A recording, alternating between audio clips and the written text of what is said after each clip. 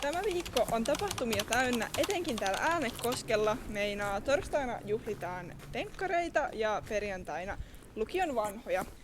Huomenna keskiviikkona on myös ystävänpäivä. Torstaina Abien penkkarirekka lähtee 12.15 alkaen kiertämään ympäri Äänekoskea. Perjantaina pääset seuraamaan vanhojen tansseja liikuntatalolla kello 17.30 alkaen. Me käytiin haastattelemassa lukiolaisia näihin teemoihin liittyen.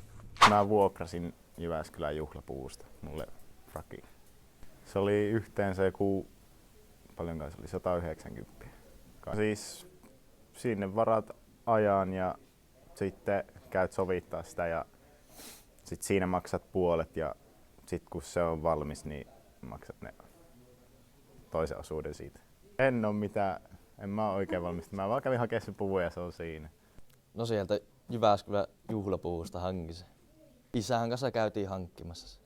Sille, että treeneissä kovaa harjoittelua ja kotona ennen nukkumaan menoa saa pähkellä, että mitähän sitä pitää sitten osata.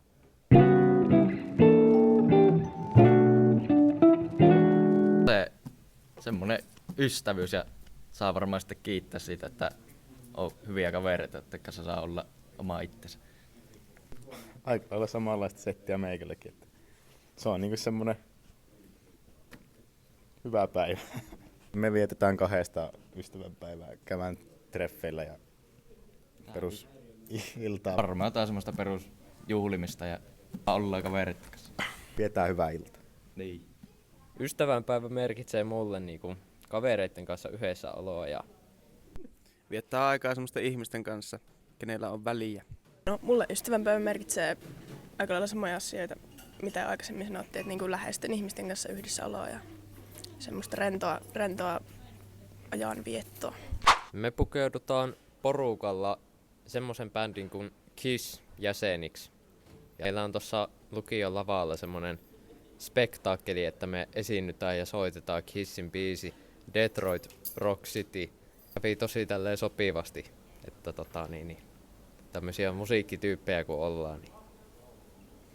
No, tää tuli siitä, että kuunnellaan semmoista samankaltaista musiikkia ja tuo oli oikein semmonen biisi, missä oli hyvä fiilis ja sillä on hyvä lopettaa just se, että tää lukio oikein tulee tyylikkäästi.